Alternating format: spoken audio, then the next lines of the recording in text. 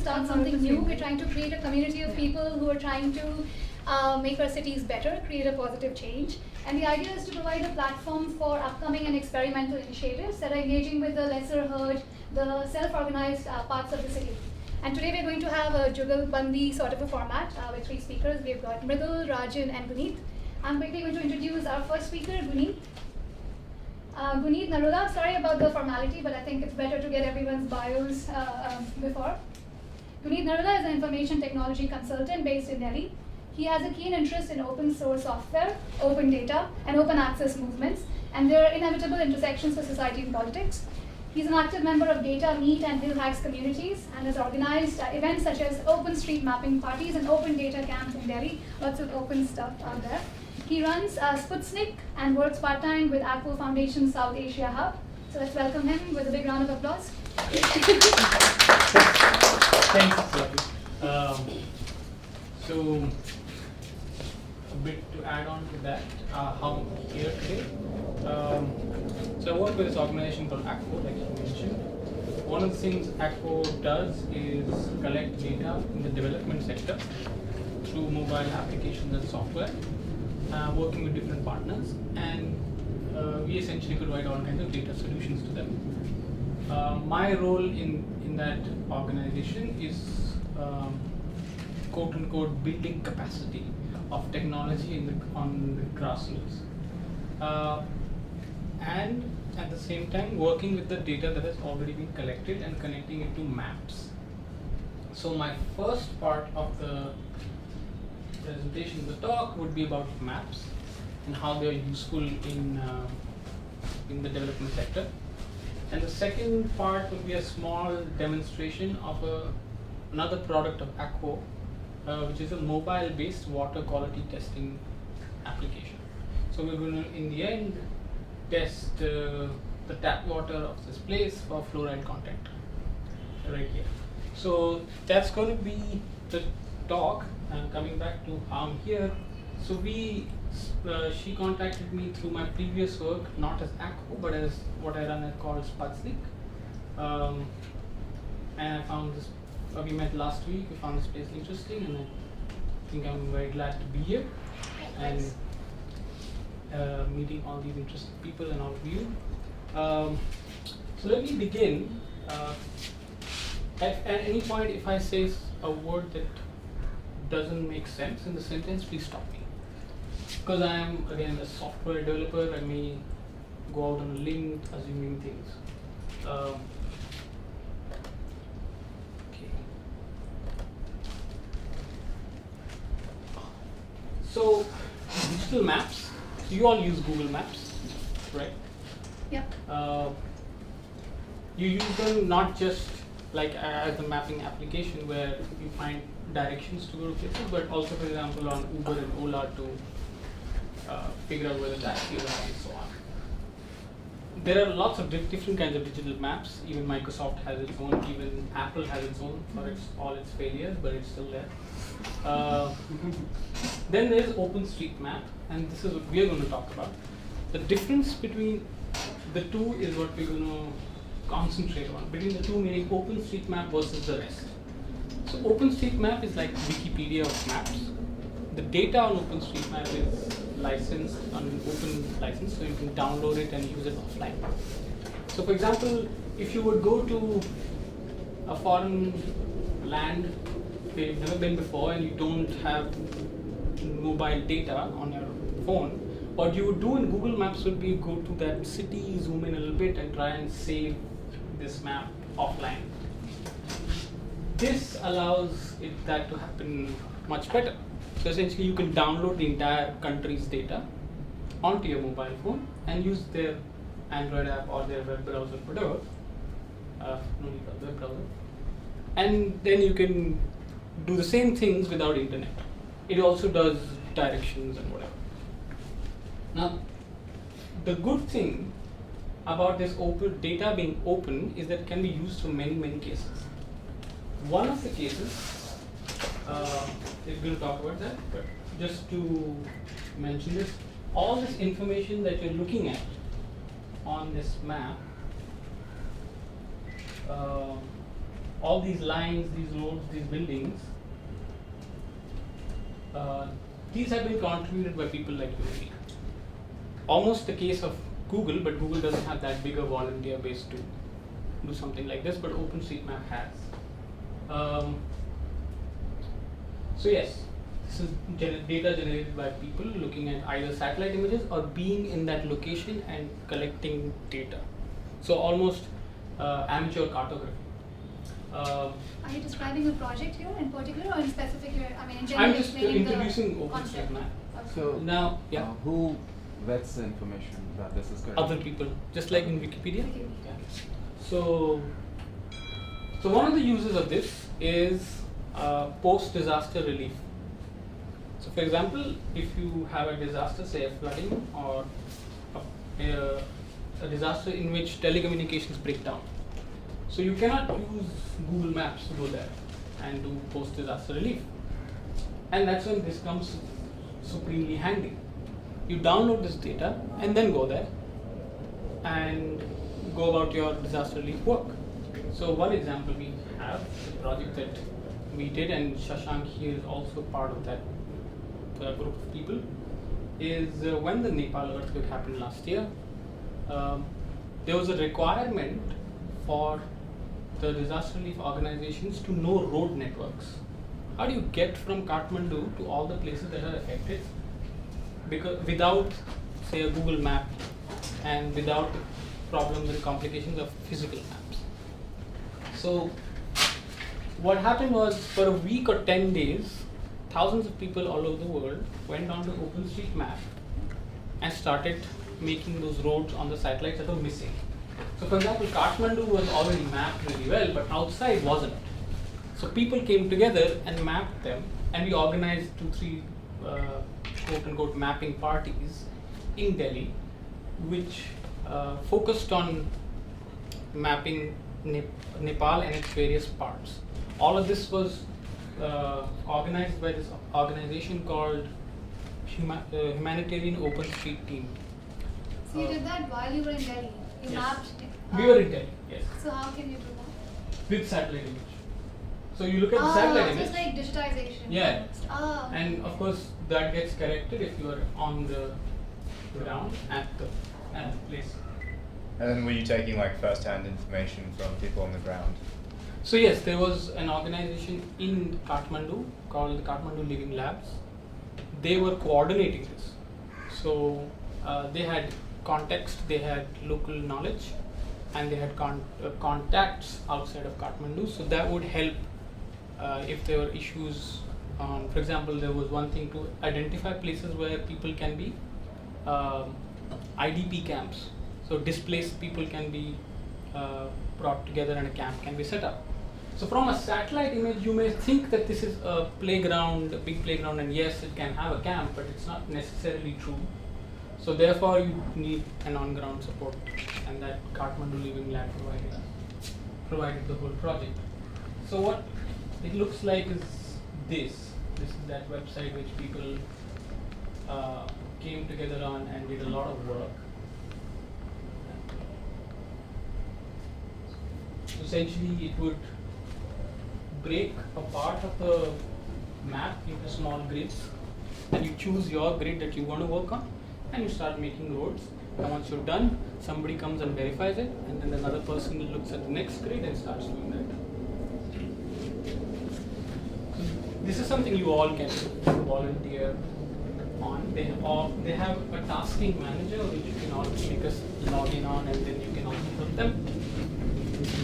No, I see, sorry to interrupt, I see projection as in of how this also can be used in like formal settlements of Delhi. So for instance, like slums, for Which instance. is what I'm going to come to. Oh, you are? Yeah. Okay. But that's something I've proposed, not done yet. It's a good idea. So, India has its own OpenStreetMap server now. Our friends in Bangalore and other places have set it up. And we also have a tasking manager. And we've done a couple of events to map the hilly regions of India, for example, Uttarakhand and Himachal Pradesh, for disaster resilience. So if those road networks were already there, then organizations like Red Cross and MSF can download this data and go into those locations earlier and faster. You don't have to wait for people to come and make those kind of things. I have a question, but during disasters in hilly areas, suppose if there's a landslide or something, the actual topography which you have mapped changes a lot. Definitely. Like It does even change. when the Kedar Tal, jab phat gaya tha, so A lot of things change. Yeah, a lot of things Definitely. change. The water swept away everything. Right. So what happens is you have a reference of the satellite imagery from what date is it. So essentially you first do it with pre-disaster imagery, and then if an organization is organizations that own satellite images are kind enough, they give you post-disaster images, and then you compare the two. So in Nepal's case, the Digital Globe Foundation donated a lot of satellite images for Nepal. So we could have both satellite images to compare things to. So that's how you would try and go about that issue. Is that quite a difficult thing to get satellite images that are fresh straight after an event? No, it's difficult only in the sense that either you need the money or you need a philanthropic mindset of the organization to be there already. Same with everything. But the availability of those images, existence of those images is not a problem. It's mostly satellites are taking snapshots of the landscape almost every day. So we have the latest if you want. Did the government support you guys in any way? The Nepal government did. We had a public meeting here as well. But we were not, it was such a mess, the whole disaster. It was not particularly easy to work with them and coordinate things with them, and we completely understood because it was such a complex thing to handle after the disaster. But now, at this point of time, we can obviously make areas a little more resilient with such information already existing. So you need buildings, road networks, places where you can have IDP camps and so on. Apart from this serious issue, you can also use it yourself. So you go for a trek, you use your OSM application on your mobile to track your GPX and then log it onto OpenStreetMap that this is the trekking route that we took. So these are personal interesting applications also. We tried that in Bhutan when I went recently with a friend. So what's the interface you're using here? It's not Google Maps, is it? Right? And then where are you mapping this? Is it Google Maps? No, it's OpenStreetMap. So is it something you have developed? Is it No, something it's which exists on- OpenStreetMap. Like I Okay. said, it's like a big thing. It's a Wikipedia of maps. Okay. All of this information So is. there's only one in the whole world. Yes. Okay. There's OpenStreetMap.in that just corrects our borders so as to not get into trouble with the government, Okay. which we will also talk about in a bit. So that was one use of OpenStreetMap for disaster resilience and disaster relief for post-disaster. The other is that you can use data very easily to make maps out of data collected for other things. Google has limitations. It doesn't allow a particular number of requests. You have to pay for it and so on and so forth. So you can also make maps like these. This is the map of Kolkata. Data that I'm going to show you on this map was collected by an organization that works with ACO. And I used OpenStreetMap and put that data on top of it so that you can use this. So what essentially this is that they did census of all government schools in Kolkata, 1,700 of them. This essentially tries to understand what is the situation in terms of water, sanitation and hygiene and other important indicators. So these are schools, for example. So these pings come from the data while the roads and all that stuff comes from OpenStreetMap. So for example, this is a school. You could check its profile, how many students are enrolled in it and so on. And then this is obviously above the OpenStreetMap layer. So you can then see the report card. Do they have drinking water available? Are they treating the drinking water and so on and so What forth? can you put on that layer? Anything. Anything. So you're thinking, yes.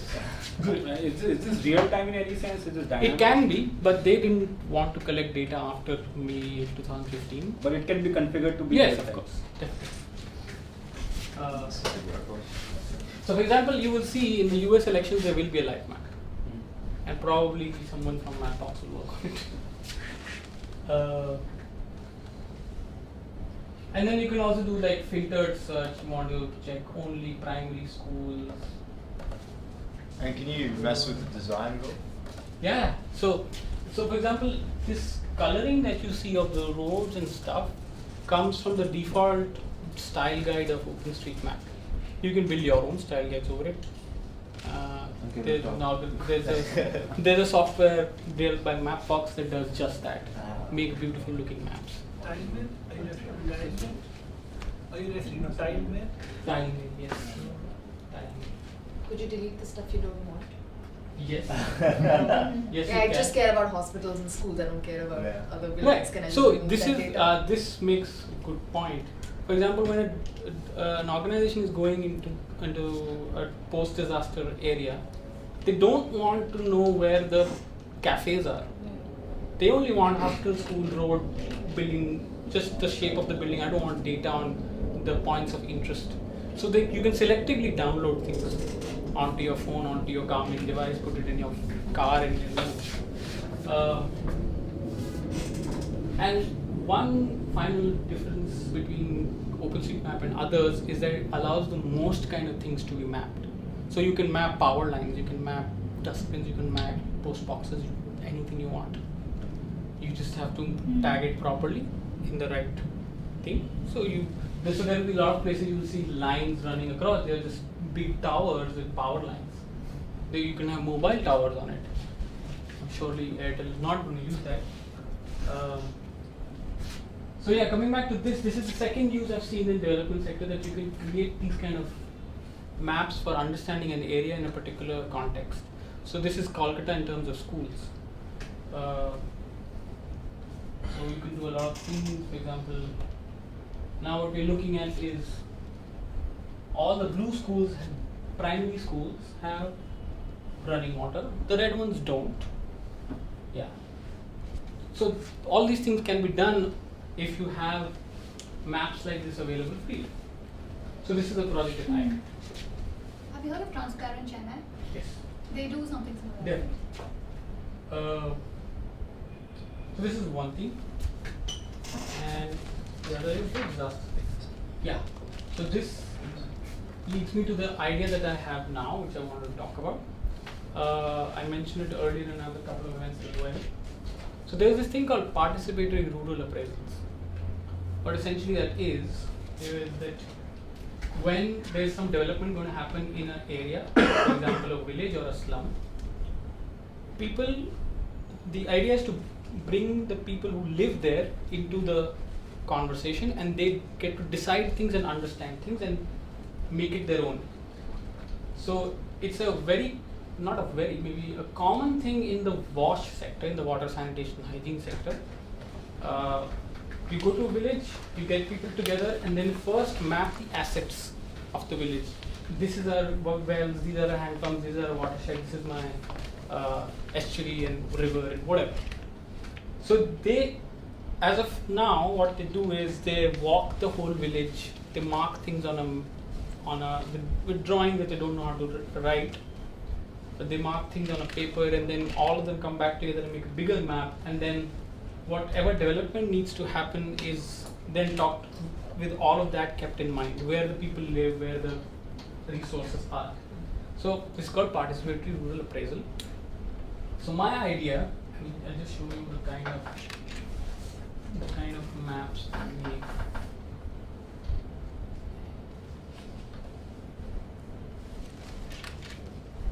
Yeah. For example, we'll make maps like this.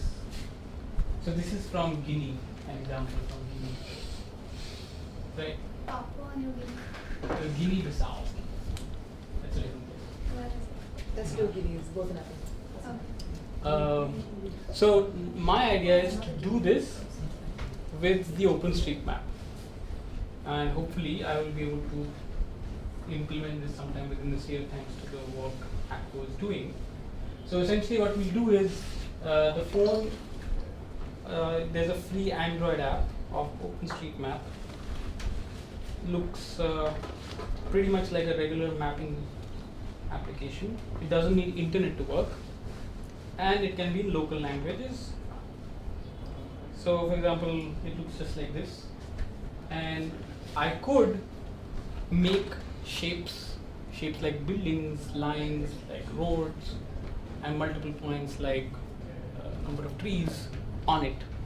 So I could record GIS data with my phone GPS. It may not be super accurate because phones have about minus plus 10 meter issue.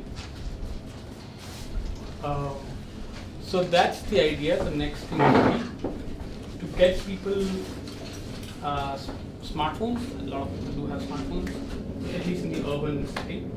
They will get this app and we will walk around a slum or a cluster or a colony or a village and map the assets and then talk about the development work that needs to be done there. So again, this will be in a, there will be a premise already set. For example, Save the Children wants to set up community toilets in a slum. Before that, if the question is where should the toilet be set up, could be answered through a participatory rural appraisal. So that's the idea that probably I would have some time to implement, and let's see what we do. How will you go about it? How will So you essentially, spread the awareness? So it's not particularly spread the awareness in the beginning, so it will be a pilot. We will essentially work with an organization like Save the Children. I'm not sure if we're going to work with them. Then we will get smartphones. Well, if they're already there, then it's great. And we can give smartphones to people who live in those areas. Short training on how OSM's OpenStreetMap's Android application works. How do you make tracks and GPS points on it? It's not that difficult. And once they do, at the end, we collect that information either through the USB cable or they upload it to the OpenStreetMap server and we download it. And then make a map of the map that you see in this document, but a much better looking map with much more specific, like road length and so on. Is the goal that visualization then helps the community Right, decide? so then we will what print that and then we'll sit down and work on that. That's the idea. Where is the sewage line? How far is it? Where is the water source? How far is it? Where is the concentration of people? And then where should the community toilets be? For example.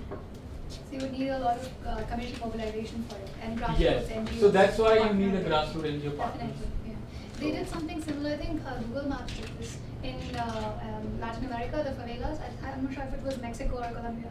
But basically like the local community went around mapping their own slums, favelas. And here, so it's also about identity. And because when you are out there on the map, it validates your presence. And Sure. it's a great idea. Should be done, needs to be Then, done. so we tried doing with OpenStreetMap because that information can be public also, can use it.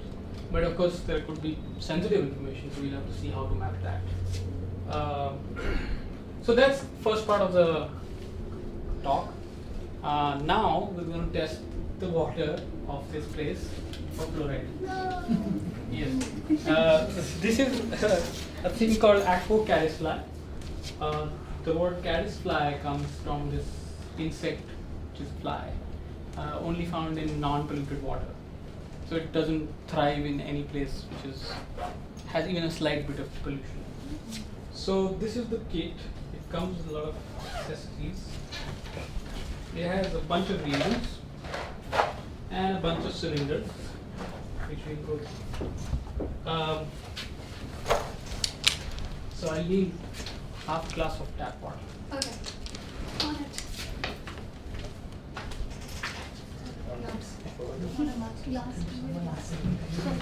While she does that, anybody has questions about what I'm Is it talking possible about? to take a satellite image, then what do you do? We draw over it.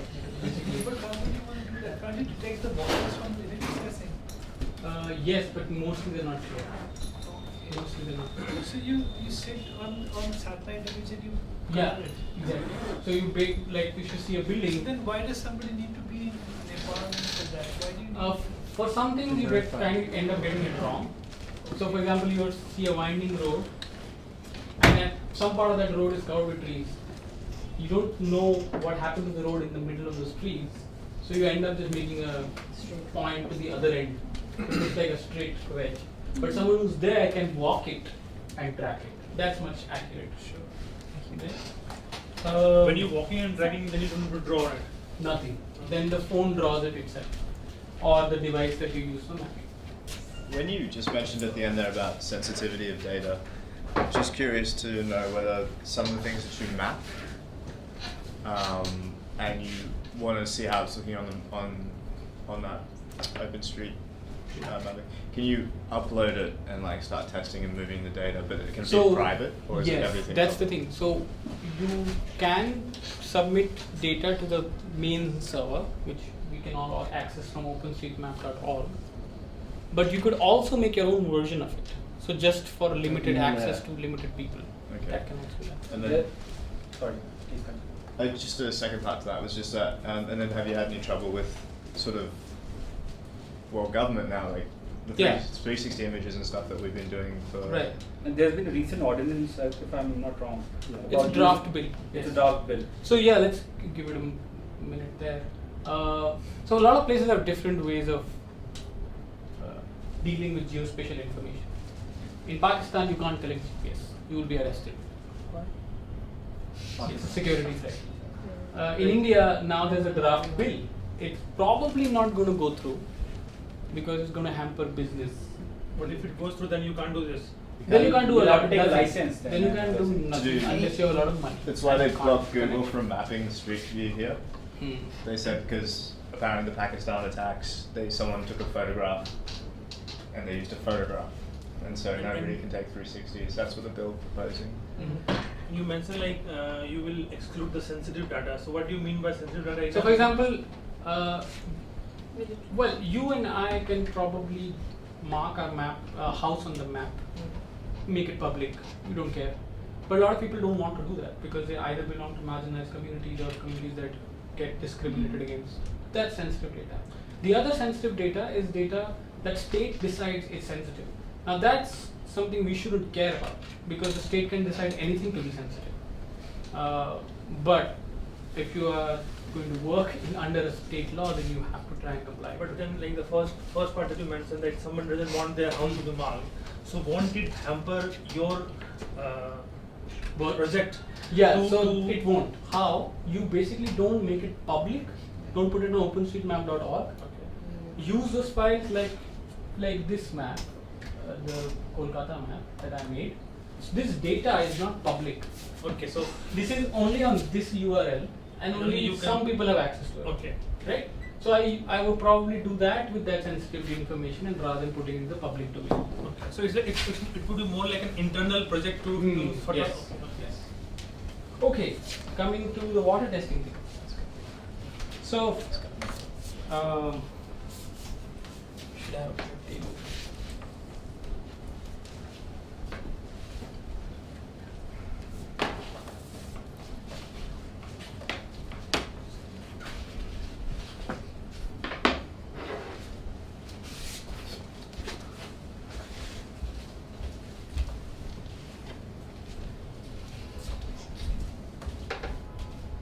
Can we ask what that is? Oh, that's. No, sorry, no, you. Oh, what is that?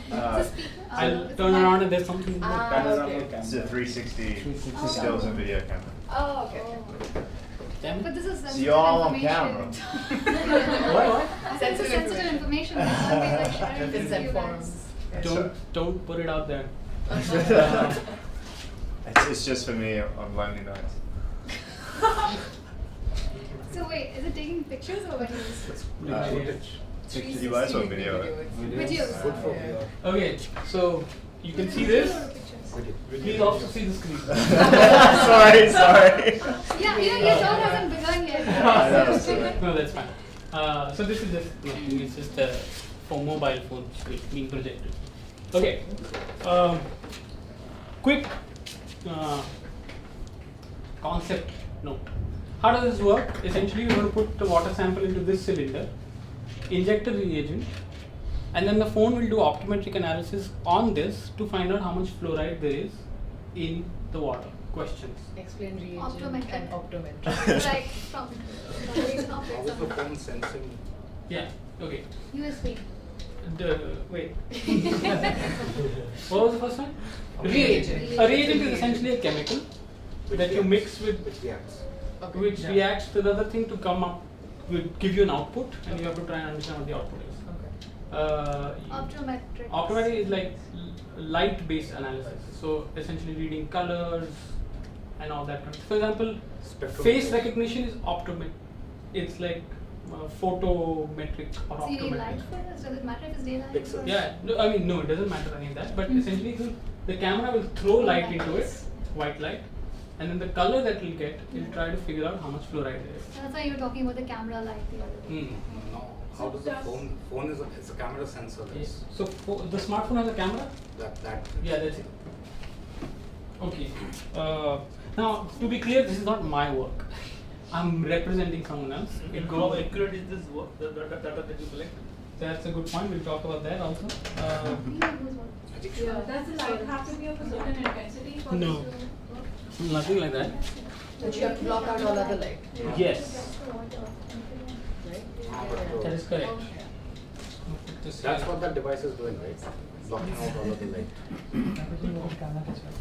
So this cylinder is what we manufacture, and currently screen covers. Sorry, mobile covers. But this has exact quantity 5 ml, and is black all around for a reason, which doesn't allow other light to come in.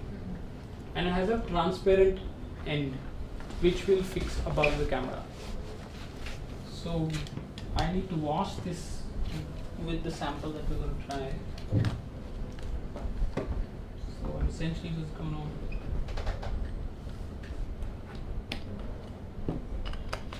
shake it, throw it away. Okay.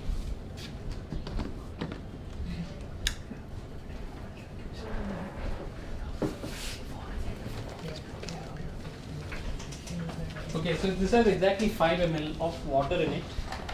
Then I take out the reagent, which looks like this little thing, small injection. Yeah. Open it.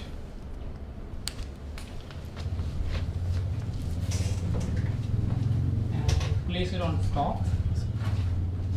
And where did I get? Then basically screw this in.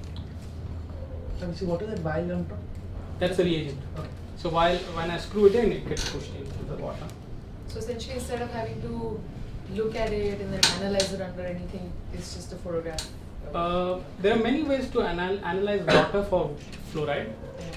You can do it with iron based, which is like very accurate, takes about 3-4 hours. There are other techniques where you send it to a lab, and the lab does a lot of chemistry stuff onto it, which I'm not particularly sure of, and it takes it 2 days to come up with the result. What exactly is this reagent? Not sure, but I know that this reagent cannot, if you have very high level of fluoride, which is about 2.5 parts per million, this reagent cannot detect it. But it won't show up any darker color or nothing. If it's too high. If it's too high. So this reagent, I'm not sure what the chemical is, but it's up till 2.5 parts per million. So we have another reagent for 2.5 to 6. And the- Sorry.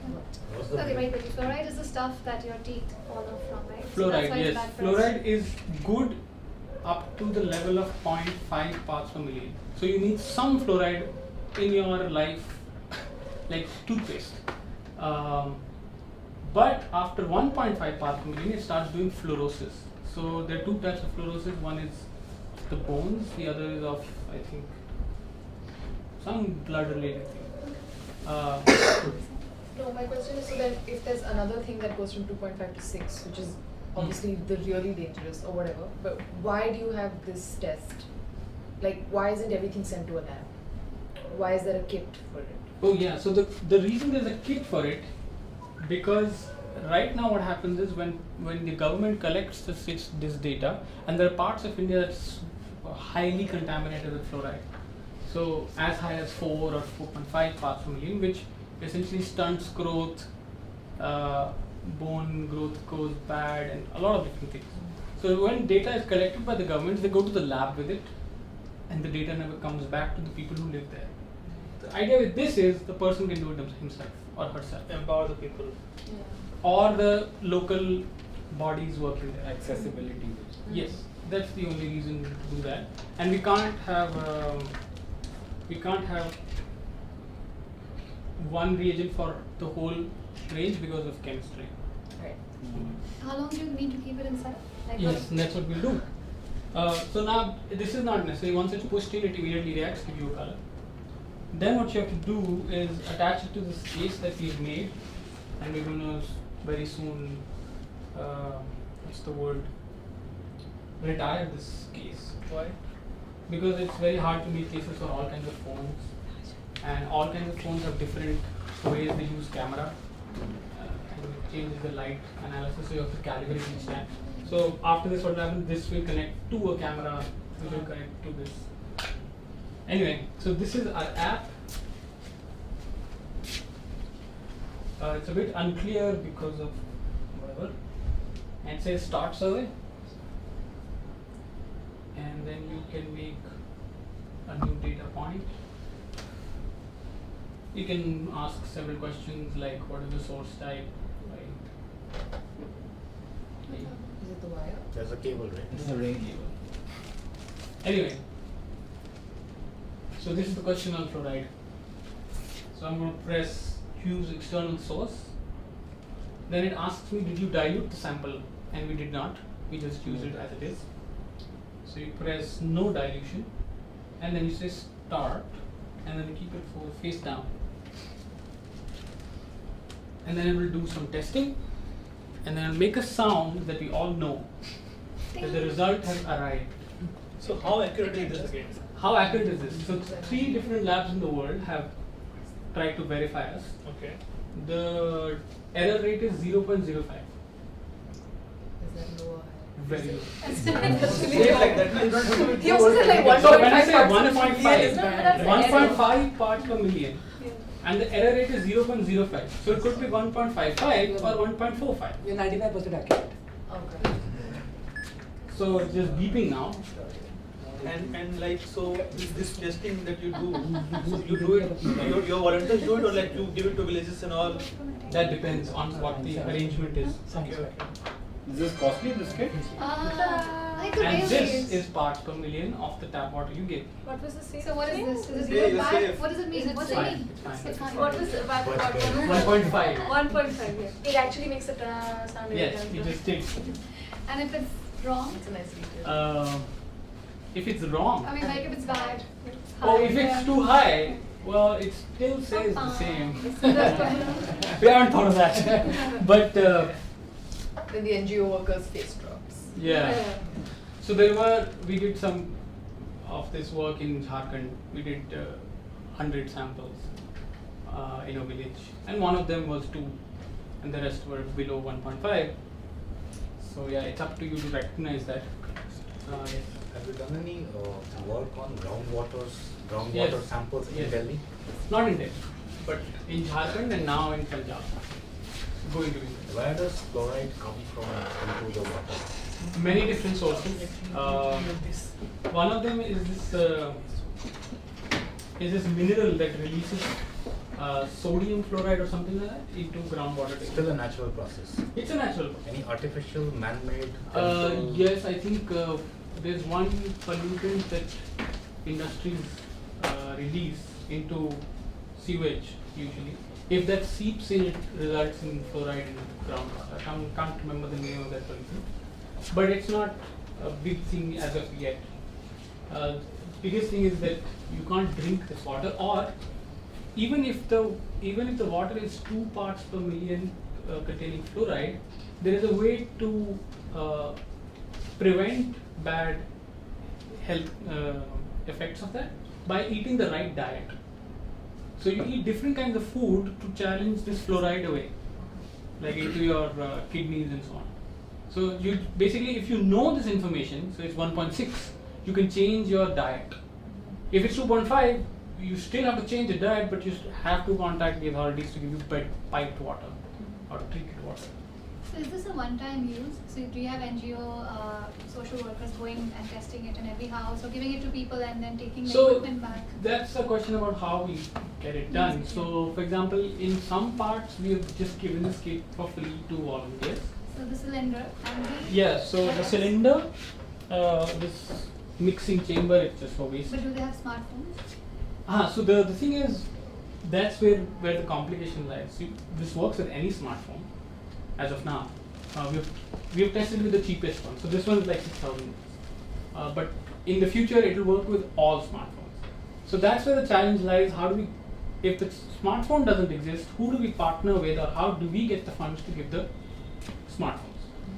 So that's the challenge. That's why you have to go through NGOs already that exist there, or have donors who are interested in this, and so on and so forth. But essentially, it allows anybody to do this testing. This is just fluoride, and fluoride happens through this kind of analysis. There are many other toxins, from arsenic, nitrates, nitrites, phosphates, iron, pH values, and so on. Those are all strip-based tests. So you dip a strip into the sample, and then it gives you color. And then you have to look at a chart and figure out where is the group where it lies. So it's dependent on subjectivity of the person looking at it.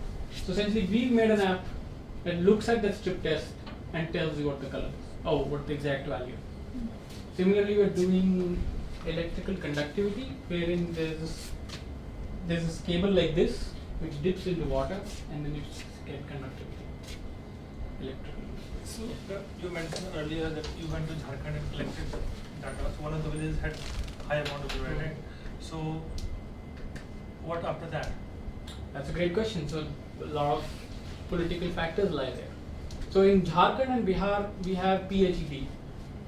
So you have to then do some advocacy. So do they act on that? So in that particular case, it was outside Ranchi. There's a block called Nambu. They did it. First of all, they can't do anything to the water that's underground. So water coming from a hand pump, you can't do anything except shut it down. So what they did was basically marked it red with a thread or something at that point of time. At least alert the people that it's... Yes, and then the second thing is they have to somehow bring piped water.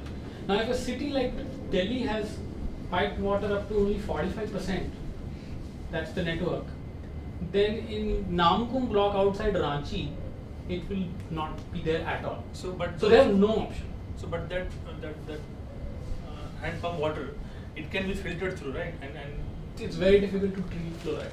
So they change their diet, right? They only do through a diet. Even RO process does not work for fluoride? They do, but the problem with RO is they send the wastewater back to the groundwater table.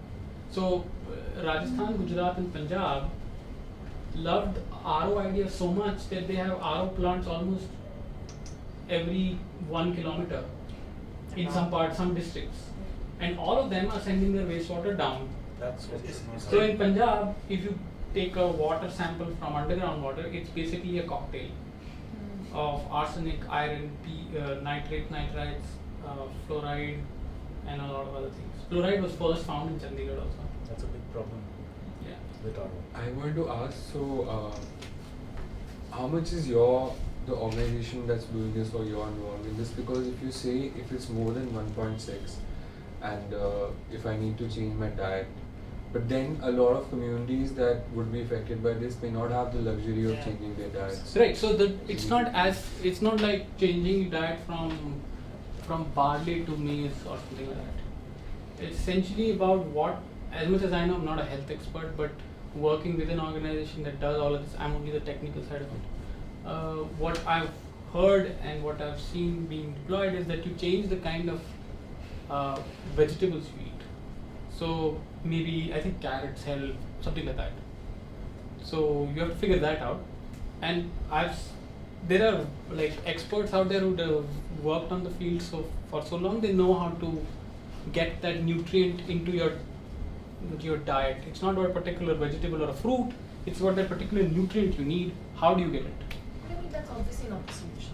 Like an NGO would obviously look at advocating with the government about changing water pipelines and like that's Yes, the but, more preferred solution to this problem. But no, for NGOs it's still preferable to change. Just on a local basis. Yeah, affect local diets, Okay. change awareness. Please don't have water. It might for actually beer be and more so on. doable than Yes, convincing the definitely, government. definitely. So yeah, that's water from the tap. Thank you so much. And perhaps we can take more questions. Riddle is a co-founder of Helm Studio and studio founder, creative director of Studio Ananas. A fashion design graduate from NIFT, he has over 16 years of experience in design and retail industry. Good. Helm Social Design Studio team works with human rights defenders and their organizations in a collaborative design process to produce education, law, and media tools that drive social change processes. Rajan Zaveri is a photojournalist, founder of Firefly Multimedia, and co-founder of Helm Studio. With a mixed media focus, he has worked on projects internationally in the UK, Croatia, Bosnia, Egypt, and India. His work is featured with various publications and organizations such as Al Jazeera, Wall Street Journal, Ford Foundation, Save the Children, Guardian, Telegraph. Now I'm going to stop. So take it away, guys. Rewrite yours. Alright, start now. Yeah. So, thank you for the introduction. So, as Swati said, we've got an organization called Helm, and what we do is we work with human rights defenders and organizations to help them ideate, fund, and create these tools which really help promote human rights and give them access to justice. And that's like our main aim. We came together, I guess, we were all working on different projects together, but we're all aware of each other. Me and Muriel started collaborating together, and I've always worked with human rights lawyers, so it just seemed eventual progress that the four of us came together and created the studio. So the two other members that aren't here are both lawyers and advocates. One's in the States at the moment, and one is buried under a report, and she's very sorry that she can't come. So Muriel's heavily medicated because he fell on his back yesterday down some stairs. So we just get onto the project. I mean, that's more or less what the gist is. We are a multidisciplinary studio. It's not necessarily tech-oriented. We create design solutions. I mean, you are an organization, you have a problem, let's collaborate together, do something. Like we just saw Guneet's presentation. Amazing work, and we were also thinking on the same line, so we are actually thinking of collaborating with him and create something which actually focuses on grassroots level, create a change at grassroots level. That's what our primary focus is. So the project that we are going to present today is called Mythologies of Mumbai. It's just asking, anyone is here from Mumbai here? Anyone from Mumbai here? Been there. Been there? 5 years. You guys, 2 years. 2 years, alright. You know this place called Giringaon? I've not been there, but yeah, I do know. You do know? Girgaon or Giringaon? No, not the Giringaon. I think the other one. You don't know? So this is a story of Giringaon. Alright, I'm waking up now. Giringaon, when we started the project, they said that, alright, there is 7 years of research that there's another NGO called Pukar that was doing. They were documenting and researching and archiving everything. And we got this project through Ford Foundation, and we were looking for Giringaon. We couldn't find it on the map. We called the people to figure out where we should be staying. We couldn't figure it out. Finally, we landed up there, and we realized that Giringaon is actually, nobody uses that term anymore. Girin means mills, and Gaon is a village. So it's a village of mills. And the heart of Mumbai, it was only mills. Mumbai was formed because of mills, in fact. So that's when we realized that what actually Giringaon is. People are in that area who have worked in the mills still refer to it as Giringaon. But the younger generations have forgotten it. Nobody uses that term, and most of the people who have migrated anyways don't know about it.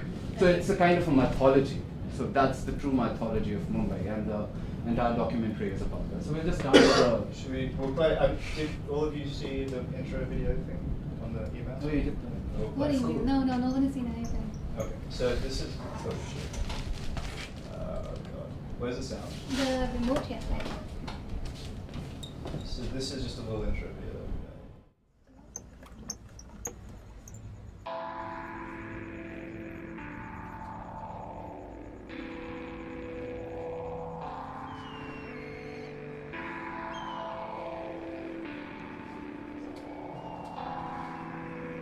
Mumbai ये शहर एक मिथक से बना है, अपनी मुंबई का मिथक देखा है? आओ हमारी नज़र से देखो।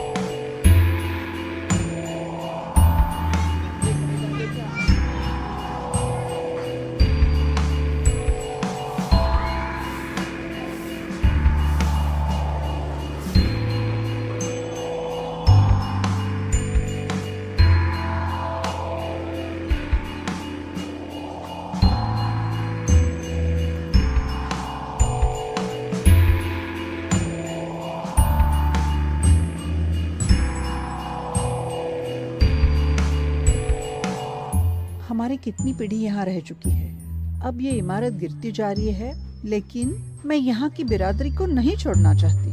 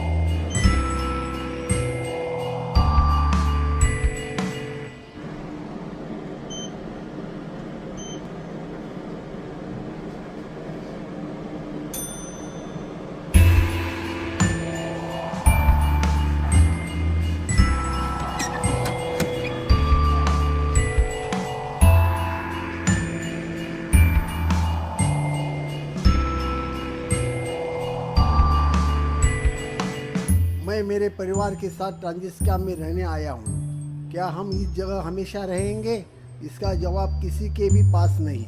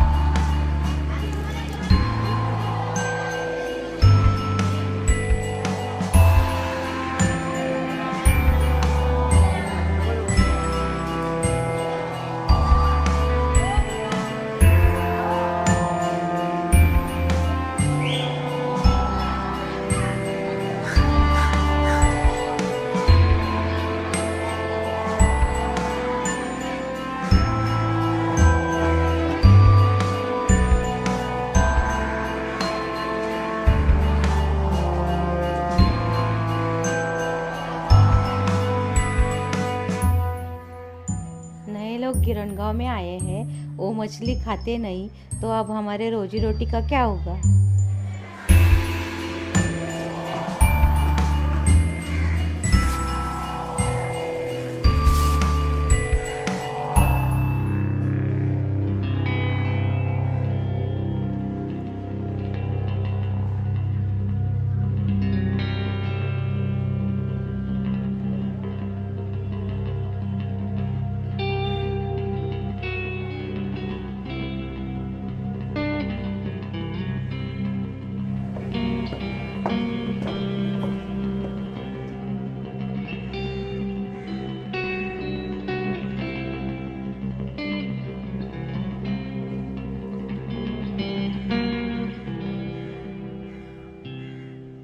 ये शहर मेरा निवेश है और मैं एक आधुनिक महानगर की रचना कर रहा हूँ।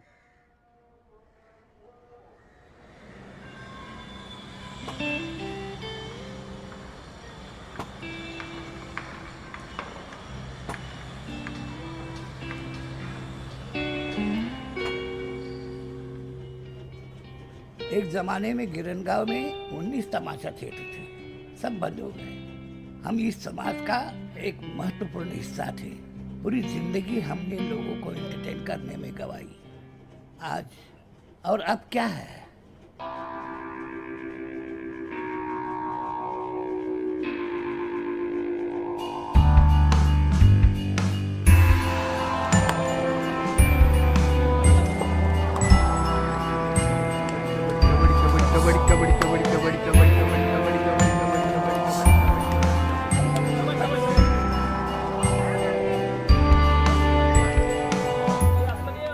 हमारे पास खेलने के लिए बस एक ही जगह बची है। गिरनगांव में ऐसी और भी कई जगह होनी चाहिए।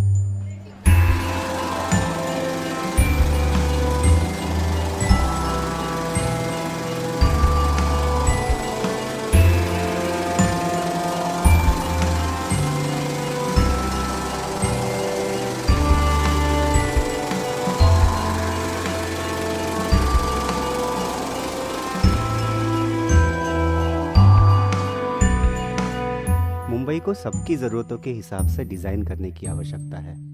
हम पहले ही कुछ अच्छे अवसर खो चुके हैं, बस अब और नहीं।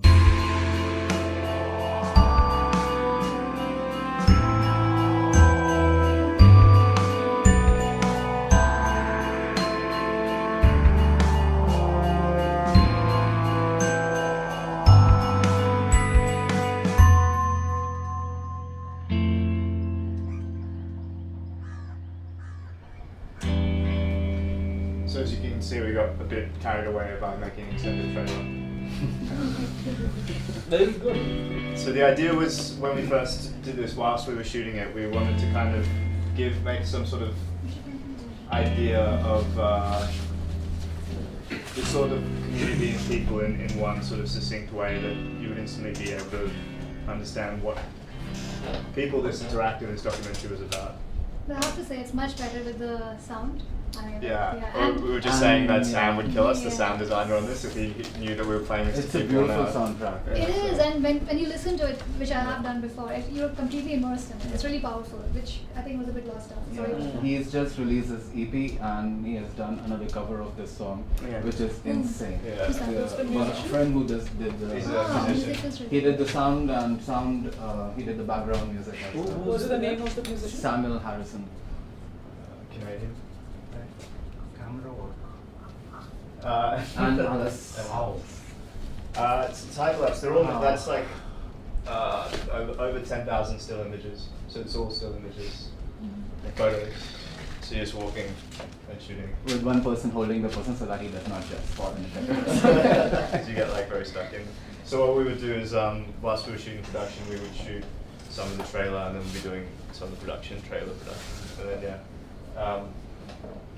it's actually nothing to do with, well, it is everything to It do has with the everything to project. do with it. So you would have noticed like we were in the trolls, which are the spaces I thought where that theme of yours had something to do with it. What? But it's. Oh, Yeah, wait, that's so that's just This thing has nothing that to is do just with it. literally the That introduction is- to the project. We Yeah, haven't that even- is just the yeah. introduction. What's the next bit that we're supposed to talk about? Mythologies of Mumbai. Wasn't there a part of the video in which the 360 was? Yeah, there was shown? one. So Yeah. that's Oh, not a that's actually- 360. it's It's not a this- time lapse. yeah, It's a it's time actually lapse time which is lapse. rotating. Rotating. So it's the entire thing is a hyperlapse and a time lapse Yeah. fused together. The idea was just trying to give people like a tester. So whilst we were building the project, because the project took, it was delayed by a year because Ford Foundation got put on ice by Modi G. And so this was what was on the website to try and entice people and get them to know what we're up to and what we're really interested in sort of providing. It's actually not in the interactive at all yet. We'll put it somewhere. So the project is basically about gentrification of Bombay. Bombay was built on mills. And why mills? Because that section of Bombay where all the mills were, there's access there's water on both the sides. So one side is in, like from where the goods can come in, and one side goods can be sent out. So it was a perfect strategic location to build a business hub, and all the mills were there. But then who would work in the mills back in the day? So people who migrated from different parts of the country, like Konkan belt, and some even from Tamil Nadu. So essentially Bombay was not built by only Marathi people. People who came from not all over, mostly Western Ghat, I would say. But Mostly you Western had this Ghat. huge like mixture of like different states, and they came together and they formed their own communities. They had their own cultures, their own festivals, their own customs, and that was really the heart of Mumbai. And that's what's been slowly pushed out. That's what's been, as the city's been developed more and more and more, these people are getting pushed out. And so gentrification and these people's lives, their community, their culture, what's being missed is really what... So because people came from different parts, there was an amalgamation of culture and art forms. Like there were like different kinds of art forms evolved. There are different kinds Dance, of music, food evolved. everything. So and then people won't stick there. So how to make sure that people don't come here, work, and just go back? So cinema evolved. Even cinema evolved because they needed more cinema theaters, so that it's like an attraction. Like a migrant worker is coming there, you're giving him a chawl to live in, but then he'll just earn some money and go back home. And then how the mill operates. So they wanted permanent workers. So the entire city was developed, considering mills. That mills have to thrive. And so then in 90s somewhere, or somewhere in 90s, there was a big land scam because the Britishers gave the mills, the land of the mills, to these mill owners at 1 rupee per year, and for 100 years. So for 100 years, they were just paying 1 rupee per year. And then mill owners realized that there was no point running the mills. Instead, it was better if they basically do real estate development. There was far more money in that because Bombay was like the business hub of the country. Mm-hmm. And then there was a massive land scam, and because of which the land split did not happen properly. So 1/3 of the land was supposed to go for public housing, 1/3 of the land was supposed to go for to the mill owners, and 1/3 of the land was supposed to go for public spaces. Some of you are architects, right? Some of you. Yeah. Some of so there's like a master plan drawn up by Charles Korea. But so if you imagine mill lands, they're vast spaces that are across Mumbai. And so what his plan was, if you imagine this as the mill land, and mill land is generally, they're not high structures, but they're very, very big structures. And so if you're going to split this by thirds, and there's mills are like 50? Yeah, huge, like acres and acres of land. Charles Korea. Yeah, Charles Korea. Yeah. Was going to add all the 1/3 that we've got there, make a metropolitan on this side of the city, create all this urban and open space together, and just create a holistic approach to the city instead of just having patch land here, patch land here, patch land here.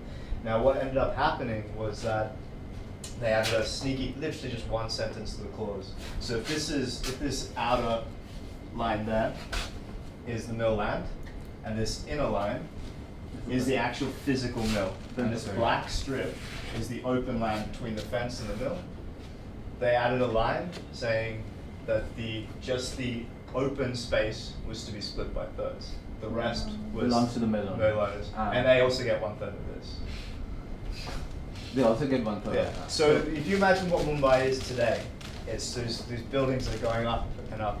That could have been completely different, all because of this one stupid sentence clause which was signed because it wasn't seen. So, so in the documentary there are infographics that you can see which actually tell you how much the land has been lost to the mills.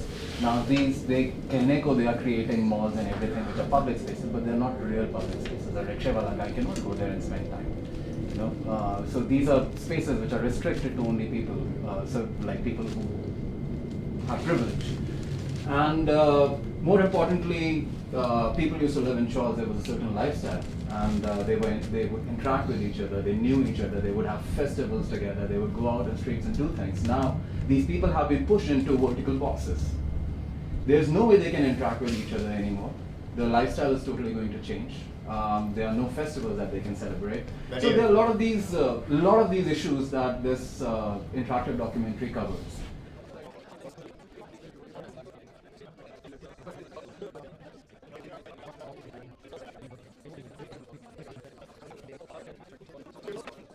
I can just grab your attention for 1 minute, we'll just go through all the same questions that all of you are asking.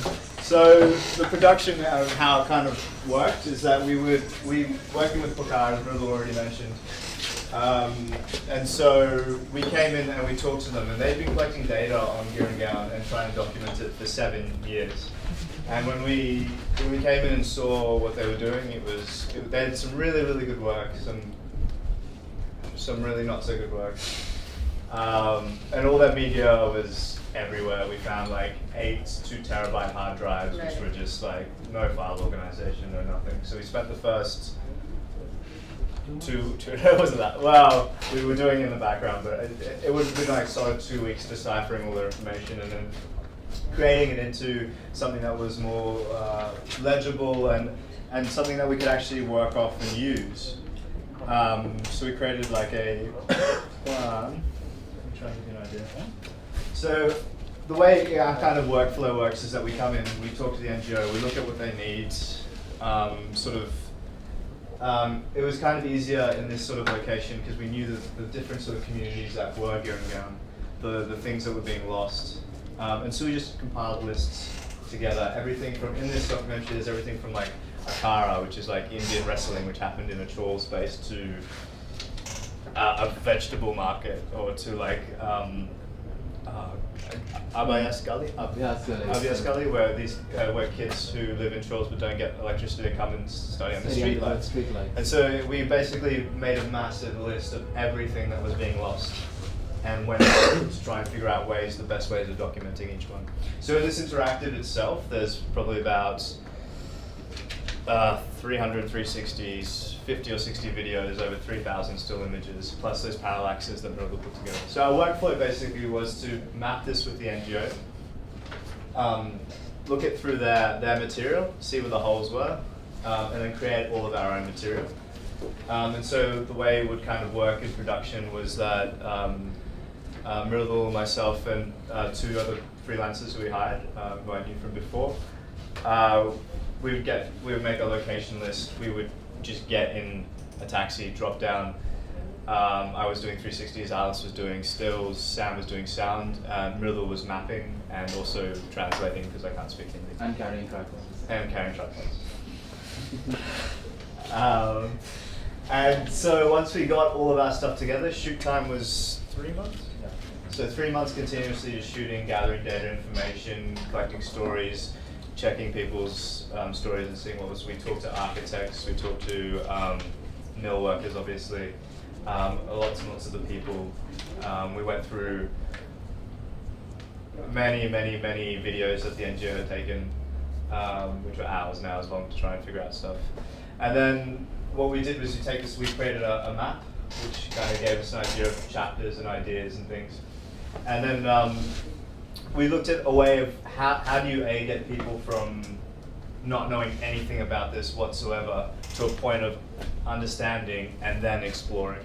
And so, I don't know who came up with it, but the parallax came into action. Yeah, it came in our discussion. So we all would sit together and figure it out, and then we build this whole structure, right, that what is the flow of the story and what parts of the story would be what mediums. So some were more effective as a video, some would be more effective as an animation, some would be more effective as a scrolling parallax. And then this whole structure came in where, all right, we jotted down everything, like first logos come in. This is how we'll do it, then the information flow, then this information just goes one way, you don't go back, here you go back. So everything was mapped in the manner that in what direction information is flowing, is it flowing back or not? Where do you stop once you reach a certain section? How many parts does it have? Every color denotes, like, for example, the purple would be a video and yellow would be an image gallery, and I think what's key a pie would be an infograph. What's key to what Mridul was saying there as well is that part of the solutions that we look at is everything that we create in terms of media, like photo, video, infographs, all of that, we look at like our toolbox. And you come to a situation or an issue, it's finding out which one fits best. Like a video is not the right one for all of them. It's not, and so as many tools as you can have in that box, the better you can tell stories, the better you can engage audiences, the better you can get your message out there and help people understand it. So yeah, then we had have this awesome coder, the magician. He created the magic. So I do the raw media. Miracle makes it look amazing. So all the designs for the parallax, how things sort of like look and flow, everything down to the buttons and the color. That's Miracle. And then the coder, we just give everything to him, and he's like. Who is this person? You know him probably. You know him probably. The coder. What do you mean by parallax? He was Parallax is he the was scrolling thing. probably As you scroll, the things first come few back. people Oh, of right, that's what I'm saying. He was the one who founded it, and he left because he got. When two things are scrolling, Yeah, I saw that. Yes. it's going like this. Yeah. It's not as if this is going like this. Yeah, Two it's layers like a of- parallax error or something. So, any questions? Yeah. Shoot. Not specific to this project, but what I see over here is this is a vast web of complex information that exists, pre-exists, has been collated over the last 7 years and added on by you. And then it's a matter of organizing it and then being able to represent it for a person like me who doesn't know jack about this, to be able to quickly, rapidly absorb what it's all about and then, like you said, explore. I'm just thinking out loud. This is great for a body of information that exists already for in some archive. So a lot of historical research around certain subject, a lot of something around something or the other is taking a lot of information and trying to kind of represent. What about a complex issue or an idea or something which is still panning out? Definitely. Show you I mean, visual illustration. that's we should show.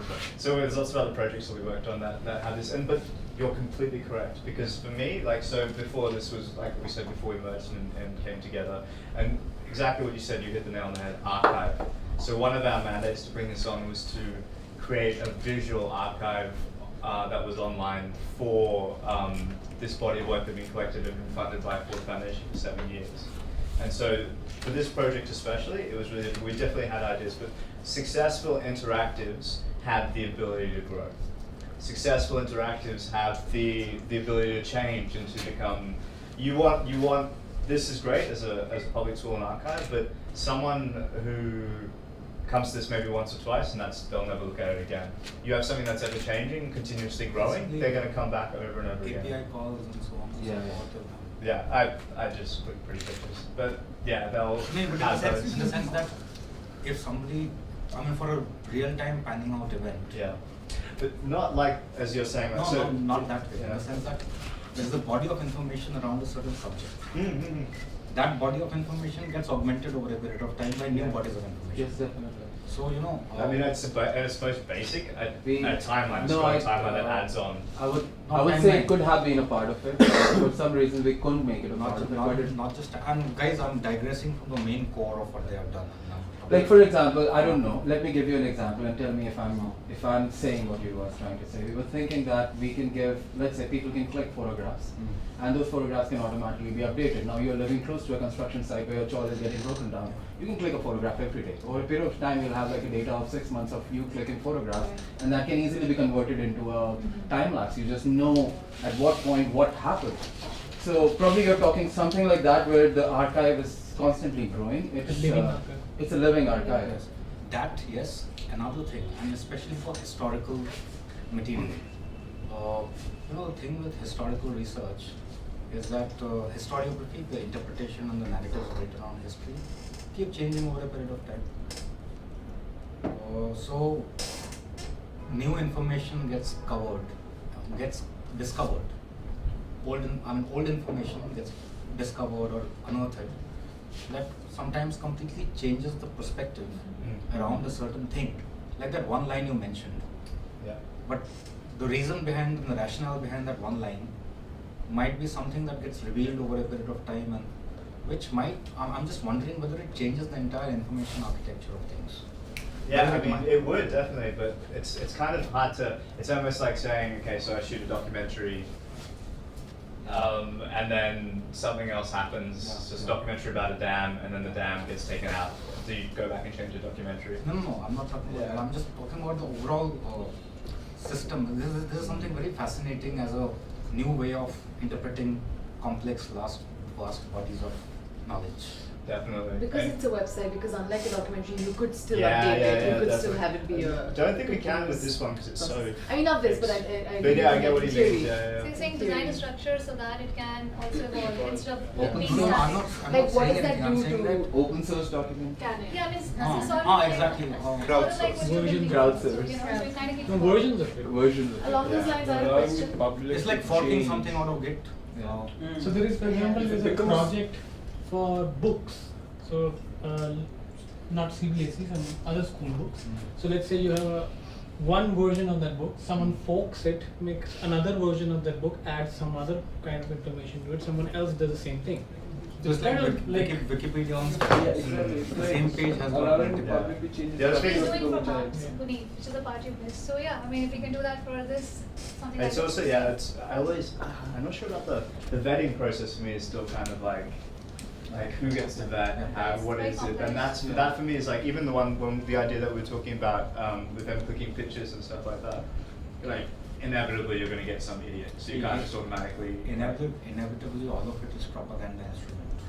Yeah. This is our version of things, there's some other version of things. This is not our version of it. This is In just the our sense that- reality. Yeah, It the thing also tells you places where people are happy that they've moved into new houses. The Ah, builder was a exactly. nice guy, so they are really happy. Even But by then this there are point- people who are stuck for 8 years in a half-constructed building. And So the it's problem is just that these versions are missing. Right now, we don't have these versions. I mean, this kind of storytelling is not yeah, but yeah. I do understand like there are some problems which I face. Like for example, there's a chawl called Prabha Devi. The guy bought the chawl. He made temporary structures for them, and then he don't have finances or some reason, something happened. पैसे खत्म हो गए। 6-7 साल से वो लोग वहीं पर They've been there for- temporary housing में रह रहे हैं. This उनको one they've been for proper 6 funding नहीं, years, कुछ they've been नहीं. waiting in temporary Yeah. houses for 14 Now we years. don't know. When we went back, it's been about a year and a half. Yeah, we don't know if they Maybe got it, yeah. maybe the work has started all over again. So how do we change that information here? So I won't like to change it. I would like to add with some kind of a time frame. Yeah. That already took this much time. Now it has And changed. those systems of information augmentation exist in the internet. Like Yes, you have a blog archiving post. system, Archiving. information system. That's what you're pointing at is a problem of that. This is just a visualization of information system. Yeah. And this is a representation there. This is a representation. We got around it in another project so we did a project called Virtual Police Station, where you can actually walk through every single room of a police You station. want to show it? Yeah. While you talk?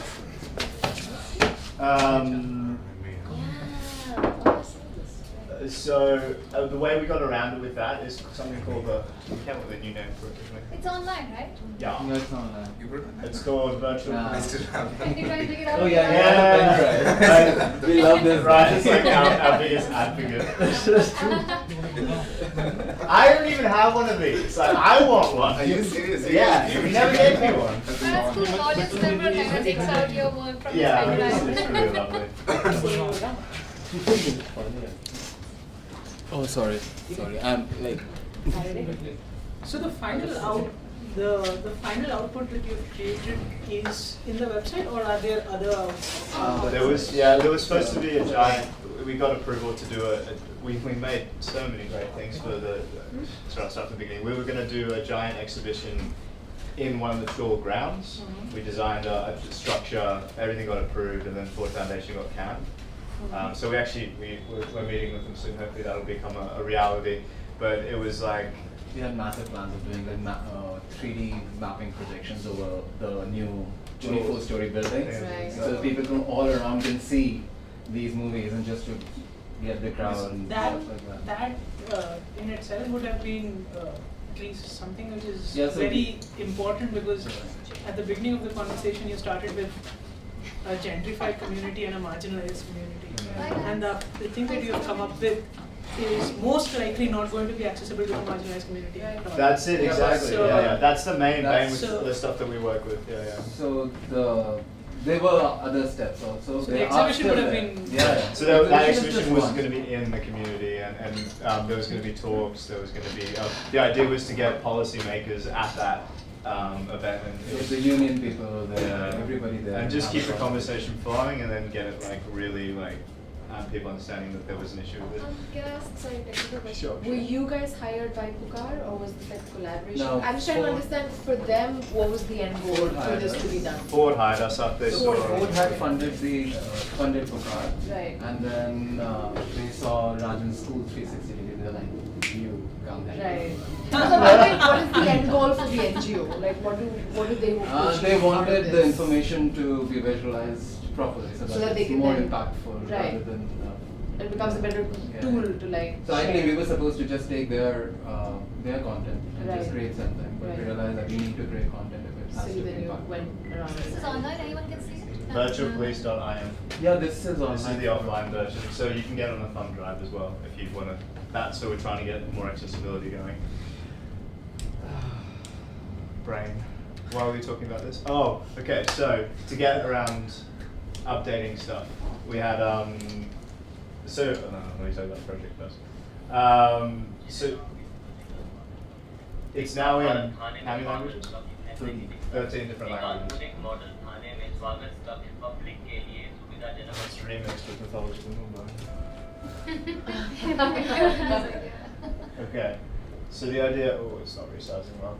So the idea is you can actually like all around the police station, every single room. So this is reception. You got the lockups, IO room, armory, case copy, SHO office, and in each one you can interact with the items there. So we're in here. So a quite important part of the reception is the phone, the Reception register. Reception register. So if you hit phone, the idea is that.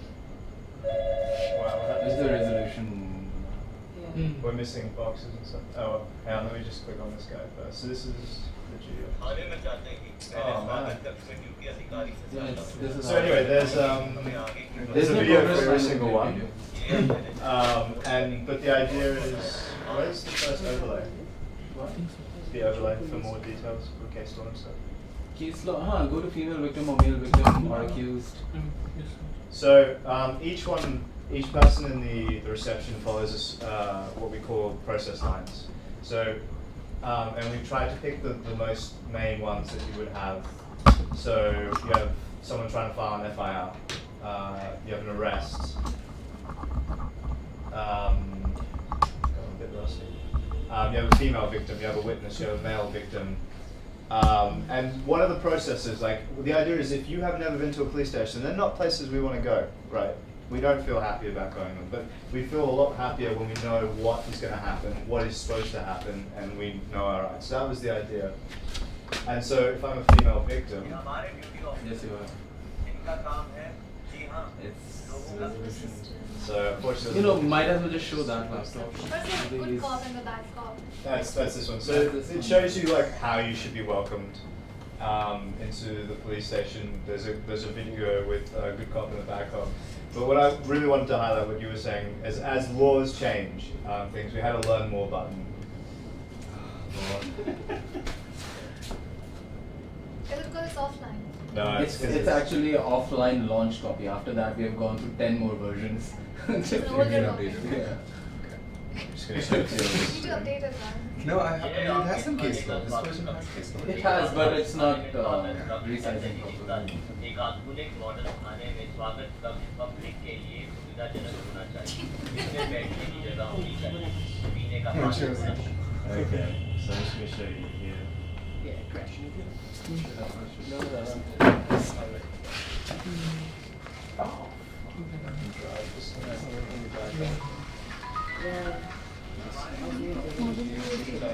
Did you get more than 2 SD cards? Yeah, exactly.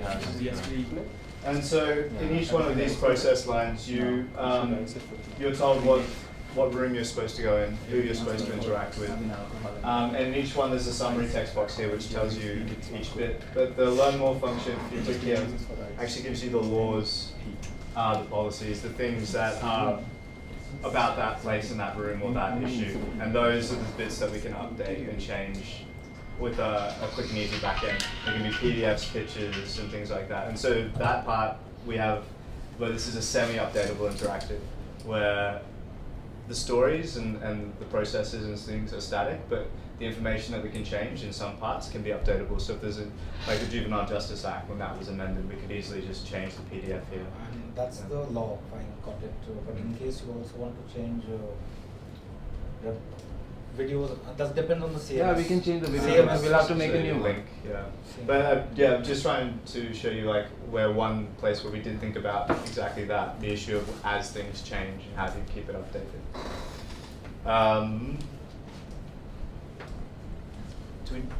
Should we just skim through the other projects or what?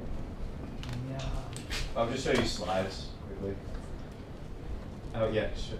Is it time? So, MOM. It's 9 o'clock. Depends on what you guys want to do. Do you want to ask questions or do you want to see one more project? I'm just going to show you pictures. So, tea garden workers. 360s again, entering the workspace, getting rights for tea garden workers.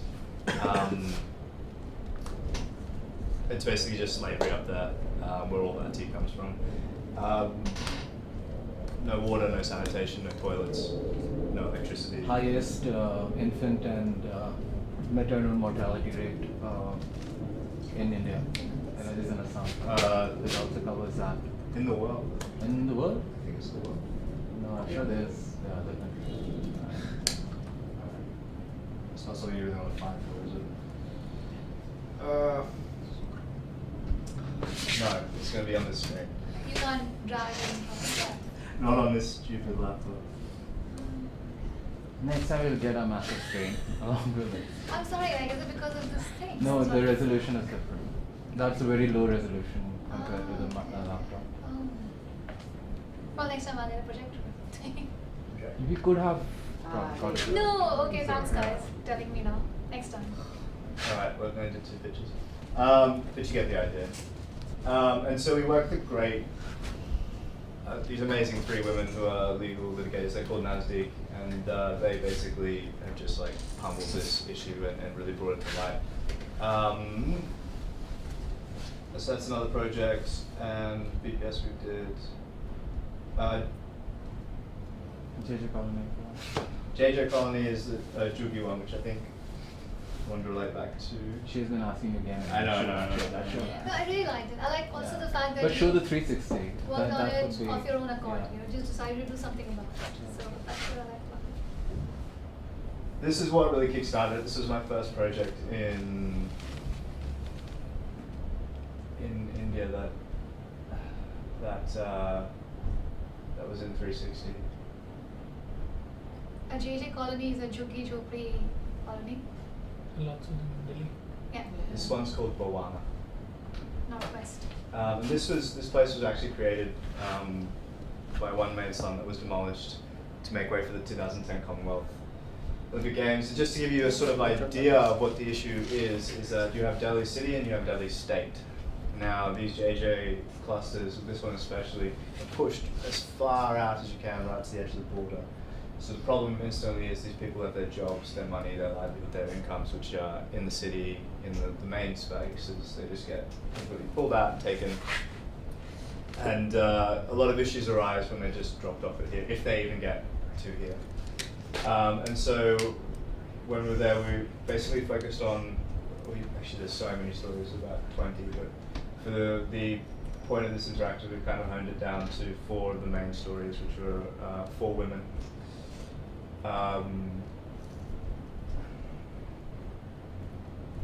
wait for it to load. 4 women, and you can see them just here. And each one of their stories, sort of encompasses, you can either look at it through the 360 and click on their stories, or you can thumb it on the left. Wow, that resizing is interesting. And the idea is that each one of their stories is a different issue. So one's ration cards, one's sanitation, one's there's domestic violence. Drinking water. Huh? Water. Yeah. So each one has a separate issue which we kind of focus on. And then the idea was that you could walk into their houses and then watch an interview with them. Very simple. And this is what Ford Foundation liked and wanted to do for them. And so this one is mobile ready. And so what's cool about this one is that if you take a mobile and spin around like this, then it's actually like You're inside the space. So where, how can you access it? Is it online? What was so- the final place where, who did you take this to? PRI featured it, Public Radio International, which fund a lot of great projects. And they featured it on their sort of women's empowerment. We did it for Women's Empowerment Day. But like this is sort of the reason why we sort of, the evolution of Helm and what it is I tried for years to sell these I started off as a photojournalist. I've not to this day sold one to one news agency because they don't take it, they don't know what to do with the tech. 2.5 years ago, I sat with the multimedia editor of The Guardian in London, and he's like, I was showing him this exact 360 illustrator. He said like, this is cool, but we're doing these scrolly websites right now. That's what's in right now. And I'm just like banging my head against the desk saying, just maybe Sorry look at some about 360s. Mostly my phone. But now it's evolved. Someone told me today that hundreds of people putting 360 photos on Facebook now, which I didn't even know about. So it's great. Everybody's now using the tech and they can see the promise in it. And with 360 video now as well. So lost on a tangent.